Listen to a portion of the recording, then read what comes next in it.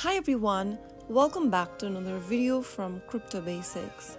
In this video, we will be learning how to change language on Dex-Trade.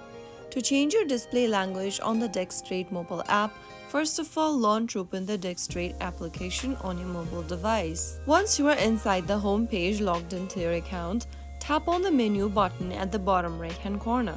Now, scroll all the way down and tap on the English option, or it can be any other language as well. Simply look for the glove-like icon and tap on it. From the list of languages displayed on the screen, select your desired language.